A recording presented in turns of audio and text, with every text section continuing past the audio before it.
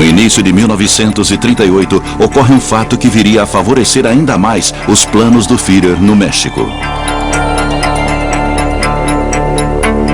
Em março de 1938, o presidente Lázaro Cárdenas nacionaliza o petróleo, provocando o boicote da Inglaterra e dos Estados Unidos, que até então compravam a maioria do petróleo bruto mexicano.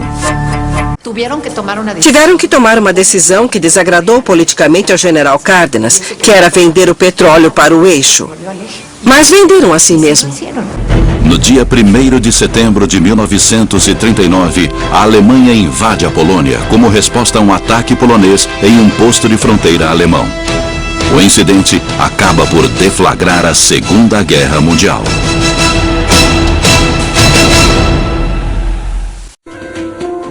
La estrategia consiste en sembrar el ideal nazi entre los mexicanos y conseguir adeptos dispuestos a apoyar la causa del Tercer Reich.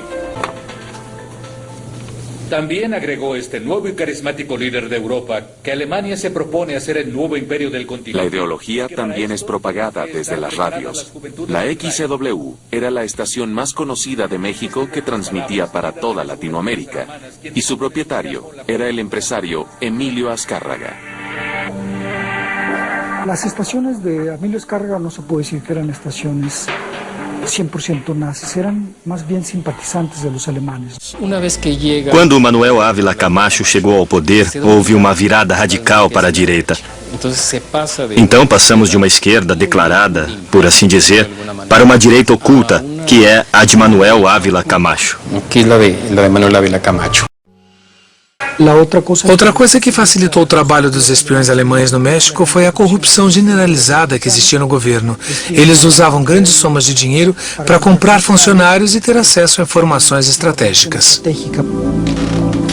Nicolaus consegue informações vitais sobre a invenção de novos motores resfriados a ar para os aviões norte-americanos e também sobre os acampamentos montados na ilha de Terra Nova, no Canadá, que enviam apoio para a Grã-Bretanha. Mas Nicolaus ainda precisa se infiltrar no alto escalão do novo governo mexicano de Manuel Ávila Camacho.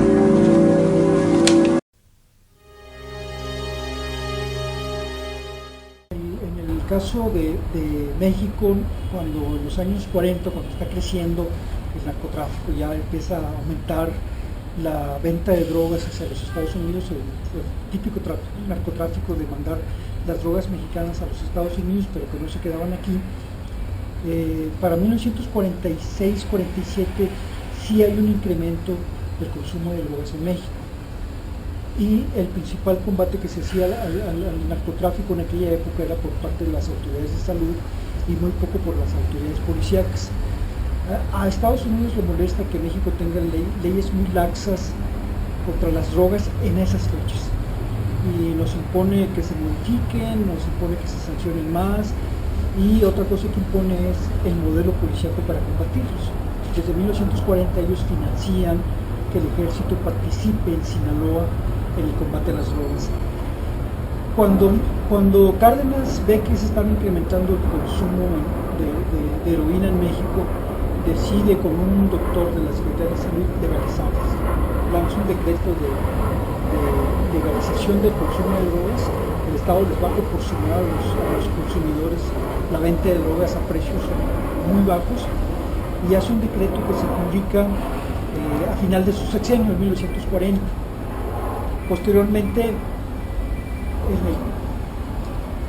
en el caso del decreto, desgraciadamente dura 6 meses nada más, porque precisamente por presiones de Estados Unidos se cambia este decreto, se da marcha atrás, y finalmente Cárdenas lo desecha porque hubo un boicot hacia México, obligándolo a hacerlo, no vendiendo los medicamentos por parte de ciertas organizaciones que se encargaban de la venta de medicamentos, ¿no?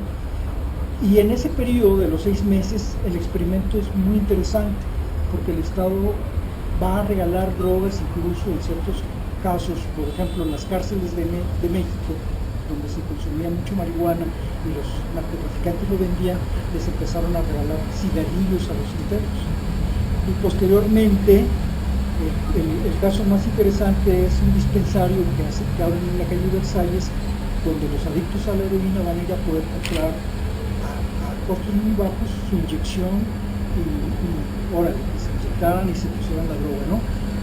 Dura 6 meses el experimento, pero en ese periodo ellos concluyen de que la principal narcotraficante de la Ciudad de México, que se llamaba Lola La Chata, le bajan las ganancias en 2.500 pesos diarios a la narcotraficante porque los adictos le están comprando la droga al Estado. Y es un caso interesante, es un periodo muy interesante que es muy poco conocido, pero para el debate actual de la legalización o no legalización de las drogas es un antecedente que debería ahorita cumplirse, ¿no? El 1 de diciembre de 1940 asume la presidencia Manuel Ávila Camacho. Para infiltrarse en el nuevo gobierno, el Tercer Reich apela al glamour y a la seducción de una bella y joven actriz, Hilda Kruger. En su juventud empieza a estudiar teatro, tiene ambiciones de actriz, empieza a incursionar en el cine del Tercer Reich. Hilda conoce al poderoso ministro de propaganda nazi Joseph Goebbels, quien en ese entonces tiene el control de toda la industria del cine alemán del Tercer Reich. Ella entra en contacto con Goebbels a través de las casas con las que filma y en poco tiempo Goebbels la convierte en su amante. Durante un buen tiempo están en una relación hasta que la esposa los descubre. Ella tiene que salir de Alemania, pasa por Inglaterra, llega a Estados Unidos, en Estados Unidos busca trabajo como actriz, no se le da, porque pues, realmente no era muy buena actriz. A principios de 1941, desde Alemania, Hilda Kruger recibe una orden del alto mando del Servicio de Inteligencia alemán. Debe ir a México para apoyar el trabajo de la red de espionaje de Nikolaus.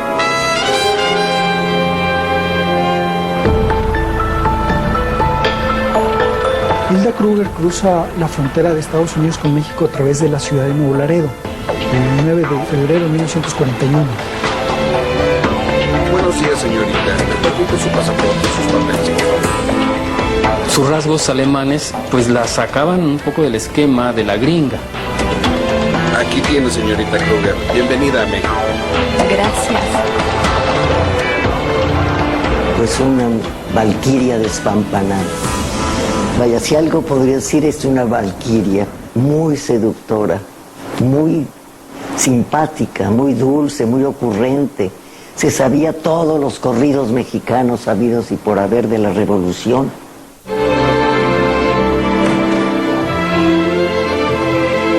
Gracias. Señorita Kruger. Es usted muy amable. Por aquí, siéntase como en su casa. Es una muy bonita fiesta. Nada podría ser mucho. Ella fue más famosa en todo caso por las camas de los políticos por las que pasó que por las películas que realizó. Hilda Kruger los conoce muchas veces a través de las fiestas a las que asistía, entonces obviamente encontraba el personaje adecuado y se pegaba a él. Propongo un brindis por la señorita Kruger, que esté con nosotros mucho tiempo. Se convierte en amantes del subsecretario de Hacienda, que es Ramón Beteta.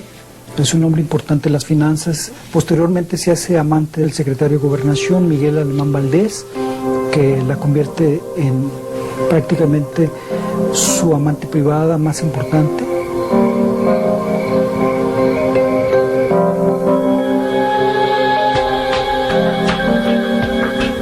Él le consigue un departamento en una zona residencial cercana al centro de la capital.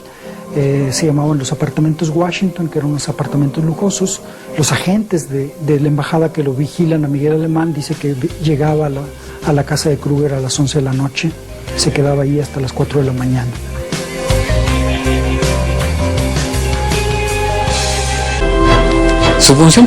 Sua função principal era servir como elo para permitir a entrada de um grande número de espiões alemães no país. Alemanes nazis al país. Alguns documentos registram que ela ajudou na entrada de cerca de 300 agentes nazistas.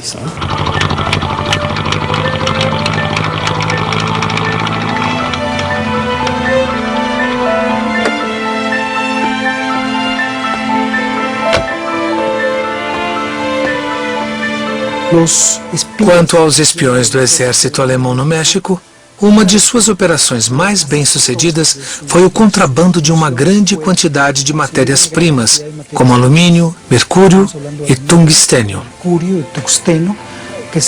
Eles enviaram toneladas desses produtos para a Alemanha, segundo relatórios do governo mexicano e do governo dos Estados Unidos. E a Hilda Kruger teve um papel fundamental, porque a maioria dos funcionários mexicanos que participou do contrabando de matérias-primas para a Alemanha era amante de Hilda Kruger. Pero el contrabando no se limitó a las materias primas. El narcotráfico también fue desarrollado por los servicios de inteligencia alemanes y japoneses, quienes retomaron las rutas trazadas por la comunidad china en años anteriores para el tráfico de opio. El narcotráfico se convirtió así en una de las armas secretas de los países del eje contra el ejército norteamericano. Los oficiales de la ABU y de la Gestapo fueron los encargados de llevar a cabo esta operación que terminó por crear el primer gran cártel del narcotráfico en nuestro país. En la antesala de la Segunda Guerra Mundial fue inaugurado el contrabando internacional de drogas a gran escala, con la participación de militares y políticos mexicanos. Aunque impulsado y apoyado por los nazis y los japoneses, nuestro primer gran cártel fue encabezado por destacados mexicanos de la época. La organización era dirigida por el general Francisco Javier Aguilar González, importante diplomático, y sus principales cómplices eran los gobernadores y exgobernadores de varios estados: Gonzalo N. Santos, de San Luis Potosí; Donato Bravo Izquierdo, de Puebla; Miguel Alemán Valdés, de Veracruz; y Maximino Ávila Camacho, exmandatario de Puebla. Fue muy poco el tiempo que el primer gran cártel mexicano necesitó para apoderarse de casi todo el tráfico de drogas a través de la frontera norte.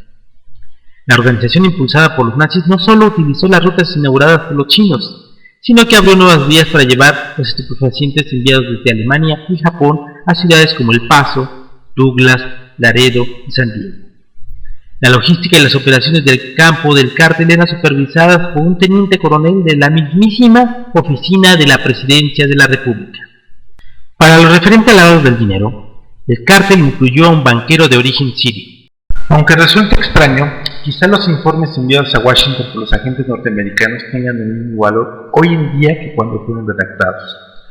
La información referente a quienes integraron el primer cártel del narcotráfico y, sobre todo, el modus operandi del mismo tiene en nuestros días una importancia extraordinaria, pues hablamos del nacimiento de los cárteles modernos.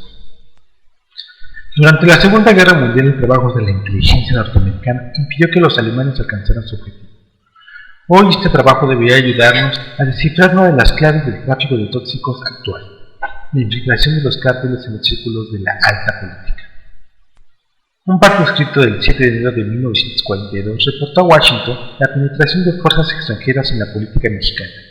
El documento, enviado por algún miembro de la inteligencia naval, que se identifica solo con las siglas iniciales ONI, asegura también que los dirigentes del grupo que introducía las drogas a los Estados Unidos eran encabezados por el general J. Aguilar, militar que durante toda su carrera realizó actividades de contrabando. Una organización de espionaje y sabotaje está trabajando desde hace tiempo para los nazis y japoneses bajo la dirección de Francisco Aguilar. Sus principales asistentes son los líderes de ilegal de tráfico de drogas y de los círculos del contrabando.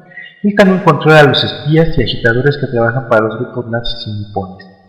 Encajaron de manera natural en este cuadro, ya que habían estado en contacto con los agentes germanos desde años atrás. Debido a sus actividades en el tráfico de drogas, Aguilar parece haber sido preparado para esta tarea durante un largo periodo. Aguilar González, antecesor de García Luna. Según el Archivo Histórico de la Secretaría de la Defensa Nacional, Francisco Javier Aguilar González nació en 1895 en Quintan, Hidalgo. A los 16 años ingresó al colegio militar, donde estuvo tan solo 7 meses, tras los que inició una meteórica carrera gracias a su parentesco con la familia Madero. Cuando alcanzó el grado de teniente, Aguilar se convirtió en escolta de Francisco Ignacio Madero y luego del general Francisco Villa, cuando este varó en la Ciudad de México y durante la Convención de Aguascalientes. La carrera diplomática del general arrancó en mayo de 1922, año en que fue designado agregado militar en la Embajada Mexicana en Suecia, siendo embajador Julio Madero, otro de sus familiares. También fue agregado en Italia y 2 veces en Washington, así como embajador en Japón, China, Francia, Portugal y Argentina, donde provocó un escándalo internacional a consecuencia de sus actividades, ya que permitió que una organización de espionaje y sabotaje estuviera trabajando desde ahí para los nazis y japoneses. Los ascensos de Aguilar eran tan constantes como sus nombramientos y para abril de 1932 había alcanzado el grado de general brigadier. Fue durante su segunda estancia como agregado militar en Washington, hacia 1933, cuando el general inició sus actividades de contrabandista. Era la época de prohibiciones de las bebidas alcohólicas y el tabaco. Aguilar se quejaba constantemente de su sueldo, diciendo que no le alcanzaba para vestir a sus 3 hijas y llevarlas a un colegio acorde con su posición social. Yo no cuento con fuentes propias o de carácter privado a las que recurrir para subsanar dificultades económicas, alegaba. Quizá esta fue la razón, o la gasta de una herida que apenas se abriría, por la que comenzó a introducir whisky de manera ilegal a los Estados Unidos, aprovechando la inmunidad que le confería su carácter diplomático. Esta actividad fue denunciada muchos años después ante el presidente Adolfo López Mateos por uno de los superiores de Aguilar en la capital norteamericana, el general José Beltrán, quien citó los lugares y las fechas en las que se realizaron las operaciones de compraventa, así como las entregas y los depósitos. Además de traficar bebidas alcohólicas, Aguilar también contrabandeó oro en Europa utilizando dinero de los refugiados españoles que se enviaba a la sede de la Embajada de México en Francia, cuando el general era embajador ante la República de Vichy.